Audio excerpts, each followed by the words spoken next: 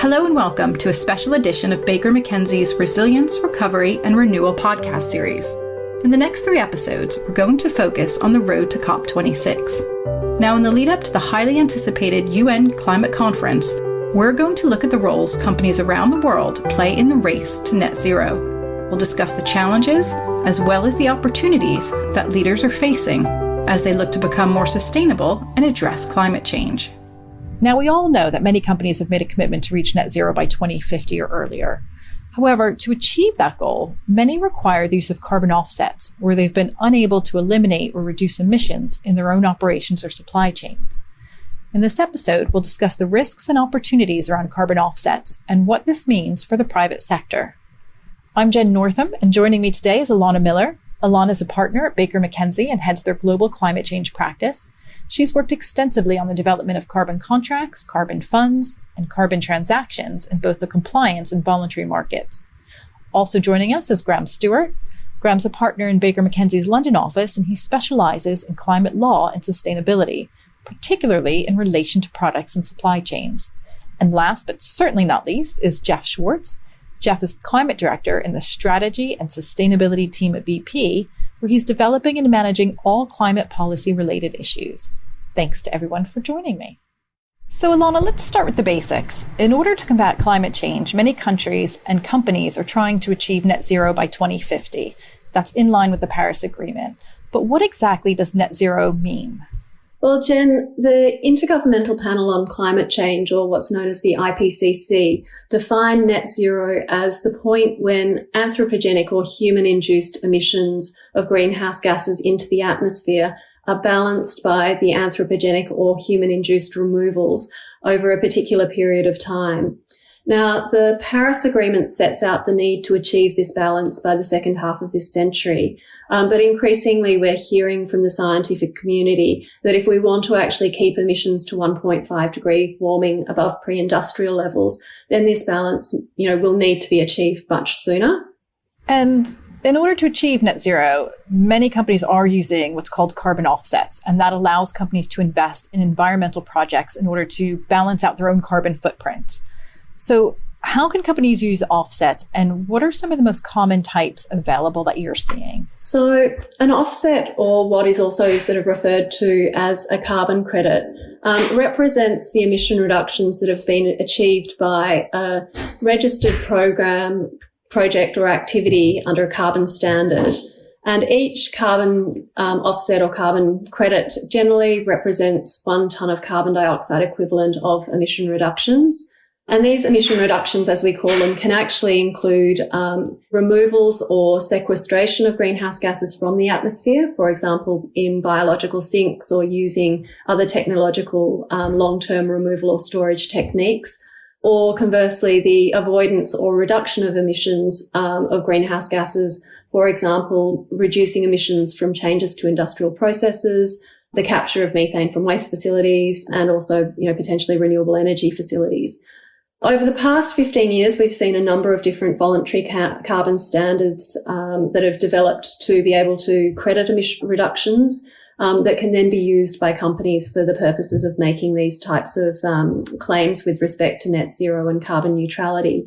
And the leading standards that we see in the market are the verified carbon standard that's administered by Verra and also the gold standard. Now, when we look to the use of offsets by companies making net zero or carbon neutral claims, the way that different organisations that certify these claims, so for example, in Australia, we have a certification around carbon neutrality called Climate Active. And this highlights the importance that when using offsets, companies must reduce emissions where possible, and then they compensate for the remainder of their emissions by investing in these carbon offset projects to achieve net zero overall emissions. Now, Graham, this all sounds positive, what Alana's saying, but using carbon offsets is also somewhat controversial. Critics are arguing that companies will use them as a way to potentially avoid making their own fundamental changes within their organization. And how do you respond to that criticism? How can companies avoid the reputational risk, really, of not looking like they're greenwashing? We have compliance markets such as the EU emissions trading system or Australia's emission reduction fund or the Californian emissions trading system, all of which have highly developed legislative structures and regulatory oversight. In contrast, it's fair to say that the voluntary market, which underpins most offsets used by companies to meet their voluntary reduction commitments, has evolved in a less regulated way. Typically for the voluntary markets, it's the NGOs that run the various offset schemes that have developed the applicable standards and program rules, as well as establishing registries for the creation, trading and retirement of offsets. But even though many of the voluntary offset schemes have highly developed rules, there is certainly a view held by some that a number of the schemes lack transparency, and there have been many questions about the environmental integrity of projects registered under some standards. For example, the Financial Times newspaper recently ran an article questioning the stapling of offsets to LNG cargoes and the related marketing of carbon neutral fuel. The Guardian newspaper has similarly called into question the environmental integrity and emission reductions being achieved through REDD+ projects in Latin America, and whether the baselines and the methods applied by the relevant carbon standard are actually credible. Questions have also been raised about the conduct of some market intermediaries, such as fraudulent sales to unsophisticated investors or the double selling of offsets. And finally, the standards themselves, which for the most part seek to uphold high standards of integrity, are sometimes criticised for their processes and their support for particular project types. Despite these criticisms, though, offsets absolutely do form a legitimate and core part of many companies' strategies to meet their climate commitments. And that legitimacy is recognised by many of the bodies that certify carbon neutral claims. On greenwashing, though, it is true that the claims made by companies are subject to close scrutiny, and there's a risk of being accused of making misleading and deceptive statements. It's therefore critical that companies that are using offsets as part of their carbon neutral claims are able transparently to demonstrate the integrity of those offsets in terms of key issues such as additionality, permanence, and the avoidance of leakage. In other words, before you make a claim, ensure that it's accurate and supportable.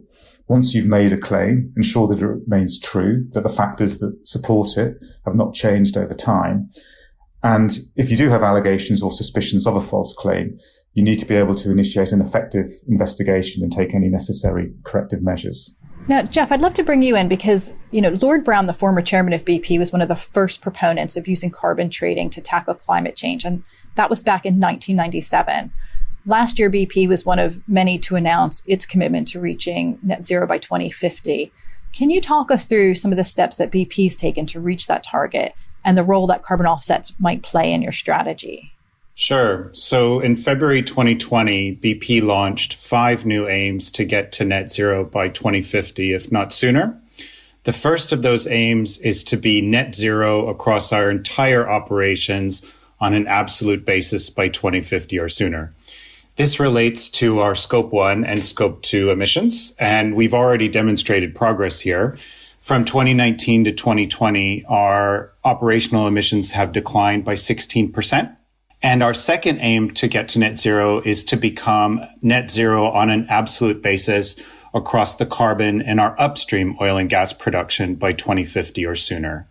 So from 2019 to 2020, we've already brought down the emissions in our upstream oil and gas by 9%. And we're aiming for 20% by 2025 and 35 to 40% by 2030. Our third aim to get to net zero is to halve the intensity of the carbon in the products we sell by 50% by 2050 or sooner. Our fourth aim to get to net zero is to reduce methane, and we're aiming to install methane measurement across all of our existing major oil and gas processing sites by 2023, publish that data, and then drive our reduction in methane by 50% across all of our operations. And our fifth aim is to provide more money for new clean energies. And we're hoping to increase the proportion of investment we make into our non-oil and gas businesses. So that was what we set out 12 months ago. And our portfolio has already expanded in terms of low carbon energy. So we've grown our low carbon energy projects by 400%. We were only 4 gigawatts in 2019, and we're now 21 gigawatts in our pipeline today. We've added wind energy to our low carbon business. We had 0 gigawatts of offshore wind energy in 2019, and we have 3.7 gigawatts in our pipeline today. And we're increasing the amount of electric vehicle charging points that we have in our portfolio. So we've plugged in more than 40% additional BP electric vehicle charging points over the last 2 years. And we're aiming for 70,000 electric vehicle charging points by 2030. We've also kickstarted our hydrogen business. So we had 0 hubs in 2019, but we now have 7 planned in Europe and Australia. And we aim to have 10% market share of hydrogen in core markets by 2030. So we're making real progress. And our focus is to transition BP's portfolio and to prioritize emissions in that portfolio before we engage in any type of offsets. But we do think that offsets are an important opportunity for companies in the development of their net zero strategies. And we're not planning on using offsets to meet our net zero aims or targets out to 2030, but we do see offsets potentially helping us go beyond those aims when our businesses use them to meet compliance needs or when we offer them to customers to help them meet their own goals. We expect that global demand for offsets is likely to grow as more companies use them to achieve their climate-related goals, and we intend to offer offsets to our customers to help them meet their own goals. And one of the things that Graham just mentioned about integrity is super important to BP. Our approach is that all offsets offered by BP should address the issues of additionality, leakage, measurement accuracy, and permanence. They should aim to safeguard and improve other social and environmental elements, and they should meet the standards for independent third-party verification. Jeff, you've said that BP is offering offsets to your customers to help support their goals. Can you talk us through how you're doing that and how you see the offset market evolving? So at BP, we think that customers should follow what's called the mitigation hierarchy. And the mitigation hierarchy is about avoiding, minimizing, and reducing your own emissions before you choose to use offsets. And that's what we're doing at BP. So we want to lead by example here. One of the initiatives that we've been a founding member of is called the Natural Climate Solutions Alliance, the NCS Alliance. And this is a great opportunity for companies who are interested in using offsets in the natural climate solution space to work together to deliver best practice, follow the mitigation hierarchy, and transparently demonstrate how they're using offsets to achieve their climate-related or net zero goals. We also think that customers are expected to focus on natural climate solutions or over other offset types. There's an emerging trend amongst companies to support offsets in the land use space. We know from recent reports by the IPCC that addressing tropical deforestation is one of the most important things we could be doing right now to halt extreme events of weather change and climate change. So investing in offsets in the natural climate solution space is an area where both BP is intending to scale up efforts, but where we also expect our customers will be very interested in as well. And we also expect a growing proportion of the offsets that customers use to be so-called carbon removals rather than carbon reduction over time. And we're very excited to help contribute to that space and see and help nurture a market for carbon removals grow over the coming decade. Now, Alana, one of the things that we touched on earlier was this subject of accountability, and that's been one of the biggest challenges with carbon offsets. Many question whether carbon offset projects actually will deliver the carbon benefits that they promise. How can companies ensure that they're investing in projects that actually deliver the emissions reductions that they do promise? In the first instance, I'd agree completely with what Jeff's just said around the importance of the mitigation hierarchy. And I'm also really excited about, the opportunities around looking at carbon removals. One of the biggest challenges, as you identify, is this risk around the impact on public confidence with respect to corporate claims around the carbon credits that they're using. And we've seen a number of organisations, for example, the Voluntary Carbon Market Integrity Initiative, looking at how you can characterise the claims that are being made by companies in respect to carbon neutral and net zero, and also looking at what constitutes high integrity use of carbon credits for voluntary purposes. And I think that focus on high integrity is absolutely key. We're seeing the development of a more rigorous approach to identifying what constitutes quality. And that's quality both in terms of the environmental integrity of the units, but also the integrity in the governance systems that sit around the creation of those units. And then I think what's really important to look at is also the guidance that is coming out around the nature of the claims that are being made about the use of these units. And just again, by way of reference to the work of the Voluntary Carbon Market Integrity Initiative, they are providing some guidance around criteria for transparent claims that can be made with respect to the use of high quality carbon offsets. And those claims need to be true and accurate. They need to be clear and relevant to the audience that is going to receive them. They need to be substantiated with objective and transparent and up-to-date data. And they've got to avoid overstating the beneficial environmental impacts of the activity, and also avoid creating a false impression of hiding trade-offs. And Graham, one person who's pushing for a central marketplace for carbon credits and saying actually it's quite imperative to create this marketplace is the former Bank of England Governor Mark Carney. Now, his task force on scaling voluntary carbon markets has recently released its proposal for the creation of a governance board and new standards for trading the carbon offsets. What do you think about this, and do you agree? I don't necessarily agree that a central market is imperative, but I do agree that greater market oversight and standardization is vital for the market to be able to scale up. Because of the scrutiny of companies using offsets, many large corporates are highly attuned to the reputational risks associated with the use of offsets and the quality of those offsets. And what we are starting to see to address these issues is greater guidance on how the use of offsets might contribute to commitments aligned to the Paris Agreement, and in particular, the importance of using what are called high integrity offsets, as Ilona was mentioning. So over the past 12 months, the Task Force for Scaling Voluntary Carbon Markets has been convening voluntary carbon market participants in various working groups with the goal of developing high integrity carbon credits that can be traded in robust, transparent and liquid markets. And in this respect, work is focused on developing a set of threshold standards known as core carbon principles, or CCPs, for those credits that meet high levels of quality and integrity. And the rationale for creating this CCP label is the increasing demand from buyers for high quality credits, particularly where companies are making specific claims that may require a particular offset type, such as removal offsets. The task force is also envisaging that a new governance body, which is currently being developed, will be mandated to implement the CCPs by evaluating which standards and methodology types may issue CCP-labeled credits.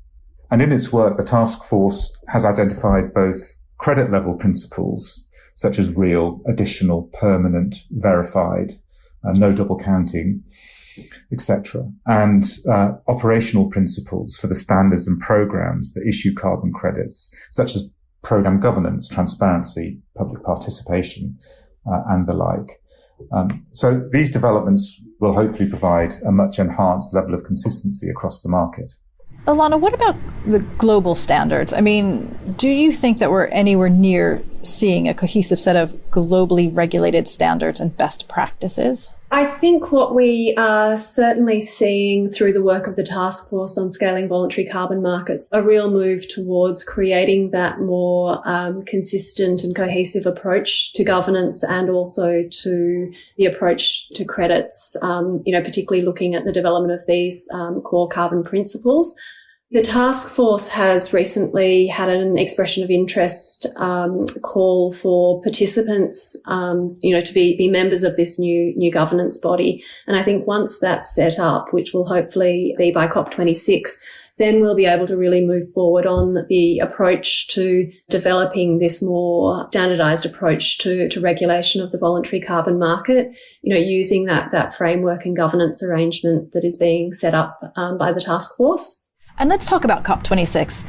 It's looking at as a pivotal event this year especially.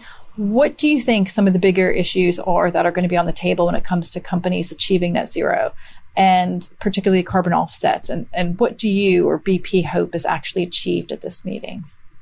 Well, let's take a step back and remember that COP26 is for governments, not for companies. So the pressure is on at COP26 for governments to deliver on and exceed the pledges that they set out in Paris to reduce emissions.